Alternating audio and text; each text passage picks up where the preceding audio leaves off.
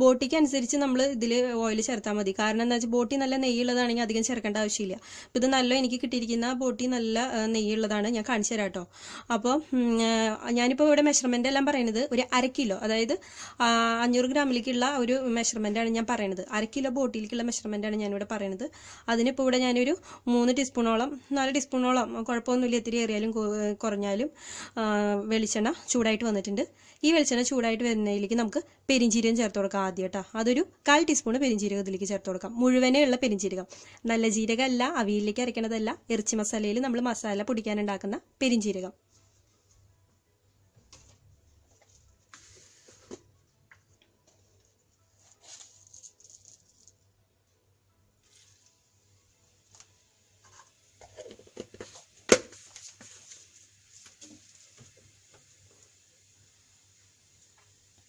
ഞാനിപ്പോൾ ഇതിലേക്ക് ഒരു 1/4 ടീസ്പൂൺ പെരിഞ്ചീരകം ഇട്ട് കൊടുത്തിട്ടുണ്ട്. പൊട്ടണം നിർബന്ധമൊന്നുമില്ല, ഒന്ന് ജസ്റ്റ് ആ വെളിച്ചെണ്ണയിൽ ആദ്യം ഇട്ട് കൊടുത്താൽ മതി. ഇനി ഇതിലേക്ക് നമുക്ക് ആവശ്യമുള്ള സാധനങ്ങൾ എന്താണെന്ന് വെച്ച് കഴിഞ്ഞാൽ ഞാൻ കാണിച്ചു തരാം. സവോള വേണം. സവോള എങ്ങനെയാണെന്ന് വെച്ചാൽ ഞാൻ വലുതാണ് എടുത്തേക്കുന്നത് സവോള. അതുകൊണ്ട് ഒരു 2 വലിയ സവോള ആണെങ്കിൽ 2 എണ്ണം മതിയും, ചെറുതാണെങ്കിൽ ഒരു 3 എണ്ണം വേണം കേട്ടോ സവോള.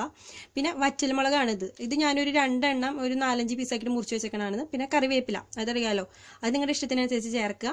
പിന്നെ പച്ചമുളക്, ഞാനിവിടെ ഒരു പച്ചമുളക് എടുത്തേക്കുന്നത് 4-5 എണ്ണം എടുത്തിട്ടുണ്ട് പച്ചമുളക്. അതെങ്ങനെയാണെന്ന് വെച്ചാൽ നിങ്ങൾക്ക് എരിവിനനുസരിച്ച്, ഇതിപ്പോൾ ഒരു ഇടത്തര എരിവുള്ളതാണ്, അതുകൊണ്ട് ഞാൻ ഒരു 4 എണ്ണം 5 എണ്ണത്തോളം എടുത്തിട്ടുണ്ട്. ഒരെണ്ണം ചെറുതാണ്, അത് ഞാനിങ്ങനെ ഇങ്ങനെ മുറിച്ച് വെച്ചിട്ടേ ഉള്ളൂ, പൊളിച്ചിട്ടില്ല, അങ്ങനെ നടു ഇങ്ങനെ കീറി എടുത്തിട്ടില്ല, ജസ്റ്റ് ഒന്ന് മുറിച്ച് വെച്ചിട്ടേ ഉള്ളൂ. അങ്ങനെ ചേർക്കാണ് ഏറ്റവും നല്ലത്. പക്ഷെ ഇത് കേടുണ്ടോ എന്ന് അറിയാൻ വേണ്ടി ഞാൻ ഒന്ന് ചെയ്തു എന്ന് മാത്രം. അങ്ങനെ പച്ചമുളക് എടുത്തിട്ടുണ്ട്. പിന്നെ ഈ ബോട്ടിലേക്കൊക്കെ നല്ല എരിവ് വേണം കേട്ടോ, എരിവില്ലെങ്കിൽ ഈ ബോട്ടി ഒന്നിനും കൊള്ളില്ല. പിന്നെ ഇതിലേക്ക് വേണ്ടത് എന്താണെന്ന് വെച്ച് കഴിഞ്ഞാൽ ഇഞ്ചി. അവനാണ് നമ്മുടെ താരം. കാരണം എന്താണെന്ന് വെച്ചാൽ ഇഞ്ചിയും വെളുത്തുള്ളി ഈ സാധനത്തിലേക്ക് ധാരാളം ചേർക്കണം, എന്നാലാണ് ഈ ബോട്ടിക്കറിക്ക് ടേസ്റ്റ് ഉണ്ടാവുള്ളൂ. ഇഞ്ചിയും വെളുത്തുള്ളിയും നമ്മൾ ധാരാളം ചേർത്തിട്ടില്ലെങ്കിൽ ബോട്ടിക്കറിക്ക് തീരെ ടേസ്റ്റ് ഉണ്ടാവില്ല. അപ്പം ഞാൻ ഇഞ്ചി എടുത്തിരിക്കുന്നത് എങ്ങനെയാണ് അളവ് പറഞ്ഞു തരികയെന്ന് വെച്ച് കഴിഞ്ഞാൽ, ഏകദേശം ഈ ഒരു പച്ചമുളകിൻ്റെയൊക്കെ നീളമുള്ള 2 പീസ് ഇഞ്ചി ഞാൻ എടുത്തിട്ടുണ്ട്. അതായത് ഏകദേശം ഒരു 4 ഇഞ്ച് 5 ഇഞ്ചോളമൊക്കെ വരും. നല്ലൊരു വലിയൊരു കഷ്ണം നോക്കി എടുത്തോളൂ, കുഴപ്പമൊന്നുമില്ല. പിന്നെ വെളുത്തുള്ളിയുടെ കാര്യം പറയുകയാണെങ്കിൽ ഞാനിവിടെ ഒരു 14 അല്ലി എടുത്തിട്ടുണ്ട്. കുട അല്ലാട്ടാ, ഒരു കുടത്തിൻ്റെ കണക്ക് പറയുകയാണെങ്കിൽ ഒരു 2 കുടം വേണ്ടി വരും. ഒരു 14 അല്ലി ഞാൻ വെളുത്തുള്ളി ചതച്ചെടുത്തേക്കാണ്, കണ്ടില്ലേ. ഇങ്ങനെ മഷി പോലെ ചതച്ചെടുക്കരുത്, അരിഞ്ഞെടുക്കരുത്, ഇതേപോലെ ഒരു മീഡിയം ലെവലിൽ ചതച്ചെടുക്കണം. പിന്നെ ഒരു കാര്യം എന്താണെന്ന് വെച്ച് കഴിഞ്ഞാൽ, ഈ കറിയിലേക്ക് ചതച്ചെടുത്ത് ചേർത്താലാണ് ടേസ്റ്റ് കൂടുതൽ കിട്ടുള്ളൂ. ഇഞ്ചിയും വെളുത്തുള്ളിയും ചേർക്കുമ്പോൾ നാട്ടിലുള്ളവരാണെങ്കിൽ നമ്മുടെ നാടൻ ഇഞ്ചിയും വെളുത്തുള്ളിയൊക്കെ കിട്ടും. ഇപ്പോൾ ഗൾഫ് കൺട്രീസിലൊക്കെ ആണെങ്കിൽ, പുറത്തൊക്കെ ഉള്ളവരാണെങ്കിൽ നമ്മുടെ ഈ വലിയ ഈ മന്ദൻ ഇഞ്ചിയും ആ മന്ദൻ വെളുത്തുള്ളിയൊക്കെ ഒന്ന് ഒഴിവാക്കുക ആവുന്നത് ഈ കറി വയ്ക്കുമ്പോൾ.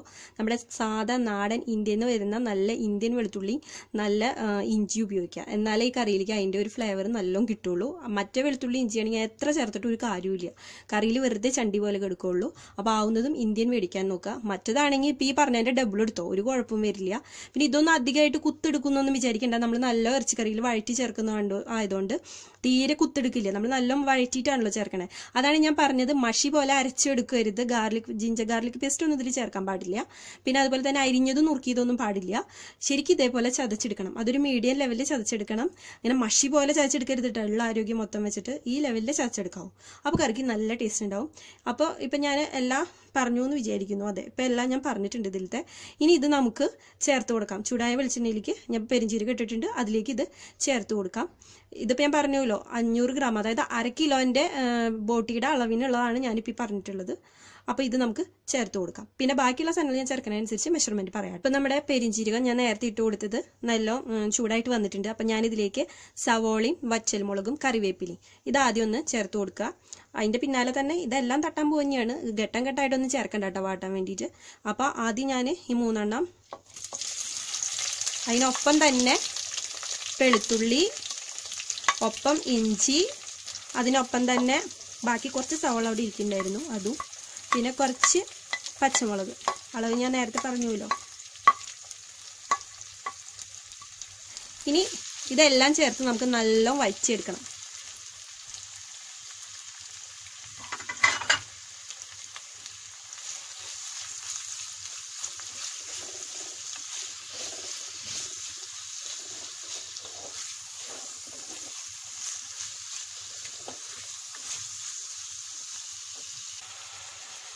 എൻ്റെ വീട്ടിൽ എൻ്റെ അമ്മയ്ക്ക് നല്ലൊരു പണിയായിരുന്നു ഈ മീൻ കറിയും ഈ വക കാര്യങ്ങളൊക്കെ വെക്കില്ലേ. കാരണം എന്താണെന്ന് വെച്ച് കഴിഞ്ഞാൽ എൻ്റെ അപ്പച്ചൻ വലിയൊരു ഫാനായിരുന്നു നമ്മുടെ മീനിൻ്റെ.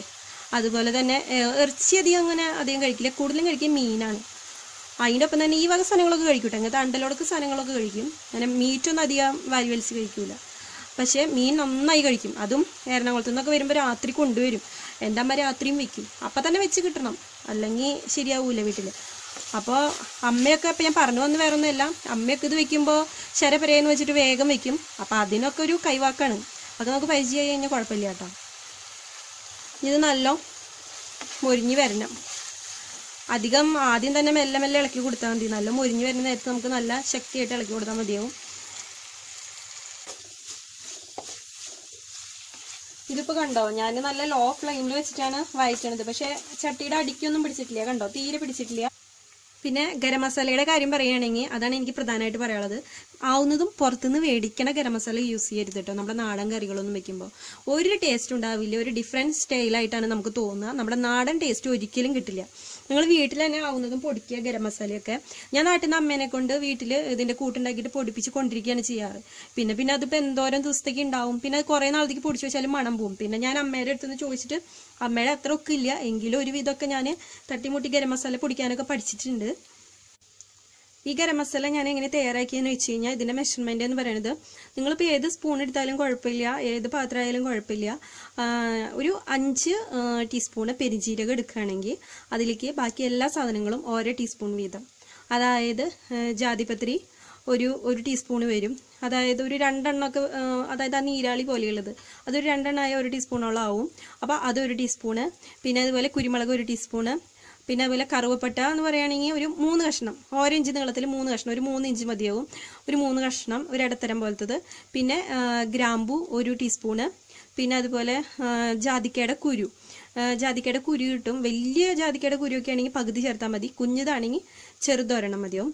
പിന്നെ തക്കോലം, അതായത് നമ്മുടെ ആ സ്റ്റാർ പോലെ ഇങ്ങനെ കാണുന്നില്ലേ, ആ സാധനം വലുതാണെങ്കിൽ 1 എണ്ണം, ചെറുതാണെങ്കിൽ 2 എണ്ണം വരെ ചേർക്കാം. അതായത് പെരിഞ്ജീരകം 5 ടീസ്പൂൺ എടുക്കുമ്പോൾ ബാക്കിയെല്ലാം 1 എന്നുള്ള കണക്കാണ് ബാക്കി എല്ലാത്തിനും. ഇത്രേ വേണ്ടൂ. പിന്നെ ബേ ലീവ്സ് വേണമെങ്കിൽ ചേർക്കാം. പിന്നെ അതുപോലെ തന്നെ കശകശ അതിവിടെ കിട്ടാനില്ല ആവുന്നതും, അതുകൊണ്ട് എനിക്കത് ചേർക്കാൻ പറ്റാറില്ല. അത് ചേർക്കുകയാണെങ്കിലും ഒരു 1.5 ടീസ്പൂണോളം അതും ചേർക്കാം.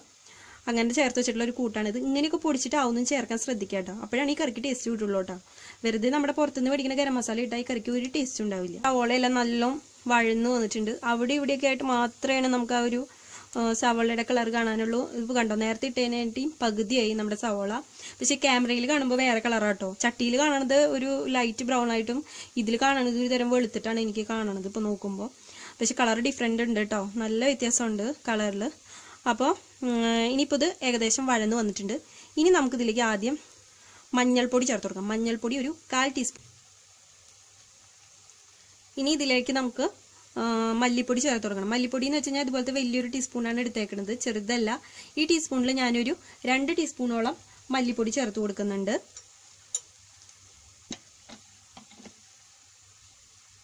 ഇനി നമുക്കിതിലേക്ക് ഒരു 2 ടീസ്പൂണോളം മല്ലിപ്പൊടിയും കൂടി ചേർത്ത് കൊടുക്കാം.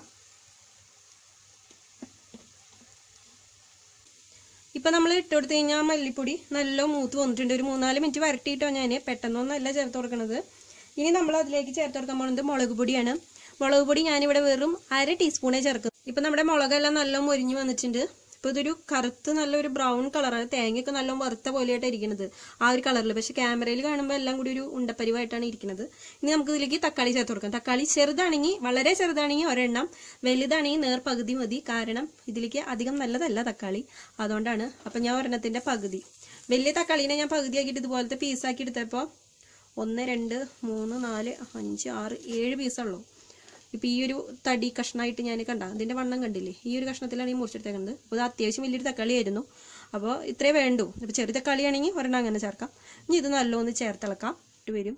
ഇനി ഈ നേരത്ത് നിങ്ങൾക്ക് ഞാൻ ബോട്ടിയുടെ കാര്യം പറഞ്ഞുതരാം. ബോട്ടി ഞാൻ ആദ്യം കുറച്ച്, ഇപ്പോൾ മേടിച്ചു കൊടുക്കുന്ന ബോട്ടിയിൽ ഞാൻ എന്ത് ചെയ്തെന്ന് വെച്ചാൽ ആദ്യം കുറച്ച് വെള്ളം ഒഴിച്ചിട്ട് ബോട്ടിയുടെ മീത വെള്ളം ഒഴിച്ചിട്ട് അല്പം ഉപ്പും പിന്നെ കുറച്ച് മഞ്ഞപ്പൊടി ഇട്ടിട്ട് നല്ല അങ്ങ് തിളപ്പിച്ചു. അതായത് കുക്കറിലാണെങ്കിൽ 1 ഒറ്റ വിസിൽ അടുപ്പിച്ചിട്ട് ഞാൻ എന്ത് ചെയ്തു, ആ വെള്ളം ഊറ്റിക്കളഞ്ഞു. എങ്ങനെയാണെങ്കിലും ഒന്ന് അങ്ങനെ ചെയ്യുന്നത് നല്ലതാണ്. അതങ്ങ് ഊറ്റിക്കളഞ്ഞു.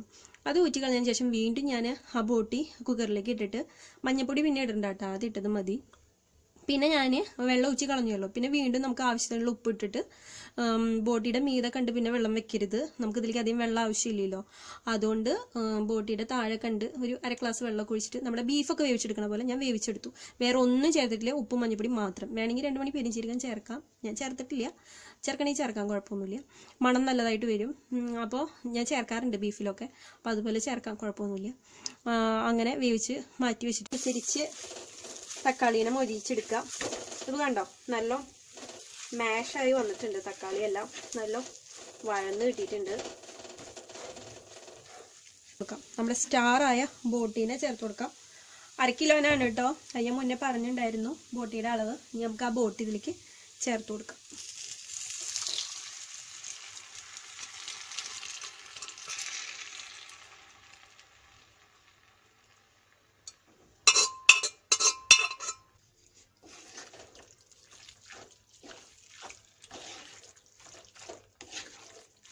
ഞാൻ ആ മുളകെല്ലാം ഈ ബോട്ടിയിൽ പുരട്ടി എടുത്തിട്ടുണ്ട്. ഇനി ലോ ഫ്ലെയിമിൽ വെക്കുക. ഇനിയാണ് ഒരു 10-15 മിനിറ്റ് നേരത്തെ കളിയുണ്ട്. ഇത് ലോ ഫ്ലെയിമിൽ വെച്ച് വരട്ടി കറുപ്പിച്ചെടുക്കണം നമുക്ക്. അപ്പോൾ ഇതൊരു ലോ ഫ്ലെയിമിൽ വെക്കുക.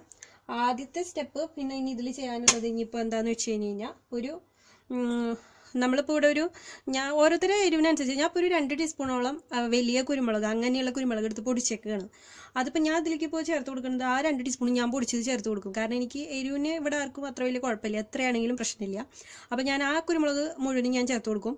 അപ്പോൾ നിങ്ങൾക്ക് മാക്സിമം 1 ടീസ്പൂണിൻ്റെ പൊടിയെങ്കിലും, വലിയൊരു ടീസ്പൂണിൽ പൊടിയെങ്കിലും ചേർക്കണം, എന്നാലാണ് ആ രുചി കിട്ടുള്ളൂ, എരിഞ്ഞിട്ടുള്ള ആ ടേസ്റ്റ്.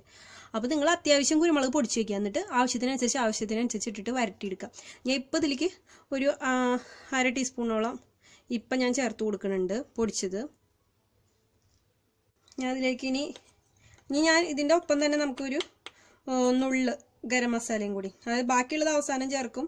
ടോട്ടൽ ഇതിലേക്ക് നമുക്ക് വേണ്ടത് ഗരം മസാലയുടെ അളവ് പറയാനാണെങ്കിൽ ഒരു 3/4 ടീസ്പൂണോളം ചേർത്ത് കൊടുക്കാം, കുഴപ്പമൊന്നുമില്ല, നല്ല ടേസ്റ്റ് ഉണ്ടാവും. അപ്പോൾ ആദ്യം ഒരു 1/4 ടീസ്പൂൺ ചേർക്കുക, പിന്നെ അവസാനം ഇറക്കണ നേരത്ത് 1/4 ടീസ്പൂൺ ചേർക്കാം. ഇപ്പോൾ ഒരു 1/4 ടീസ്പൂണ് ഗരം മസാലയും കൂടി ചേർക്കുക. ഇനി ഇത് നല്ല നമുക്ക് ലോ ഫ്ലെയിമിൽ വെച്ചിട്ട് വരട്ടി ഇപ്പം നമ്മുടെ ബോട്ടി റെഡിയായി വന്നിട്ടുണ്ട്, നല്ല മുരിഞ്ഞ് വന്നിട്ടുണ്ട്. ഈ നേരമായപ്പോൾ ഞാൻ അതിലേക്ക് കുറച്ച് കറിവേപ്പില, പച്ചക്കറിവേപ്പില എടുത്തിട്ട് കൊടുത്തു, പിന്നെ ഒരു പിടി ഇട്ട് കൊടുത്തിട്ടുണ്ട്. പിന്നെ ഇനി ഇതിലേക്ക് 1 ടീസ്പൂൺ പച്ച വെളിച്ചെണ്ണയും കൂടി ഒഴിച്ചു കൊടുത്തിട്ടുണ്ട് ഞാൻ. ഇനി ഇത് ചേർത്തിട്ട് നമുക്ക് നല്ല യോജിപ്പിച്ചെടുക്കാം. ഇനി ഞാൻ ഇതിലേക്ക് ഒരു 1/4 ടീസ്പൂണ് പഞ്ചസാര,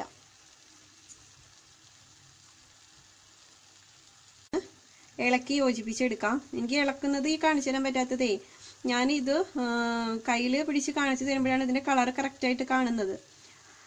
ക്യാമറ ഞാൻ അവിടെ സ്റ്റാൻഡിൽ വെക്കുന്ന നേരത്ത് ഇതിൽ കളർ വൃത്തിയിൽ കിട്ടുന്നില്ല, അത് വൃത്തിയിൽ കാണുന്നില്ല. അതാണ് ഞാൻ ഇപ്പോൾ ഈ കൈ പിടിച്ചിട്ടാണ് ചെയ്യുന്നത്, അതുകൊണ്ടാണ് കേട്ടോ ഞാൻ ഇളക്കുന്നത് കാണിക്കാത്തത്. ഇപ്പം ഞാൻ 1/4 ടീസ്പൂൺ പഞ്ചസാര ഇട്ട് കൊടുത്തിട്ടുണ്ട്. ഇനി ഇത് നല്ലോണം ചേർത്ത് നല്ല ഇളക്കി യോജിപ്പിച്ചെടുക്കണം. എന്നിട്ട് ഞാൻ നിങ്ങൾക്ക് കാണിച്ചു. ഇവിടെ അടിപൊളി കുരുമുളകൊക്കെ ഇട്ട് വരട്ടിയെടുത്ത ബോട്ടിക്കറി ഇവിടെ റെഡി ആയിട്ടുണ്ട്. ഇതിൽ തേങ്ങാക്കൊത്തൊക്കെ ഇട്ടാൽ നല്ല ടേസ്റ്റ് ഉണ്ടാവും കേട്ടോ, തേങ്ങാക്കൊത്തൊക്കെ ഇടാം. പിന്നെ അതുപോലെ ഈ നേരത്ത് കൊള്ളി വേവിച്ചെടുത്ത് കഴിഞ്ഞ് കഴിഞ്ഞാൽ ഇതിൽ ഇത്തിരി വെള്ളം പോലെ ബോട്ടി വേവിച്ചെടുത്ത് കൊള്ളിയും ബോട്ടിയാക്കാം. അപ്പോൾ അതൊക്കെ ഓരോരുത്തരുടെ ഇഷ്ടത്തിനനുസരിച്ച് ചെയ്യാൻ കണ്ട. അതിലത്തെ വറ്റൽമുളകൊക്കെ നല്ല കറുത്തതായിട്ടാണ് കിടക്കണം. ഇതൊക്കെ ചോറിൽ പരട്ടി തിന്നാൻ നല്ല ടേസ്റ്റാണ്. ഇതെല്ലാവരും ട്രൈ ചെയ്ത് നോക്കണം, എല്ലാവർക്കും ഇഷ്ടമാവും. പിന്നെ ബോട്ടിയുടെ വേവ് ഒന്ന് ശ്രദ്ധിക്കുക, നല്ലോണം വെന്ത് കിട്ടിയില്ലെങ്കിൽ അത് ഉപ്പും മുളകൊന്നും പിടിക്കില്ല. അപ്പോൾ ഒരു 8-10 ദിവസത്തിലൊക്കെ അടിച്ചോട്ടെ, കുഴപ്പമൊന്നുമില്ല. പിന്നെ ഗരം മസാലയൊക്കെ ചേർത്ത് നല്ല വരട്ടി എടുക്കുക, കുറച്ച് സമയമൊക്കെ എടുത്തിട്ട്.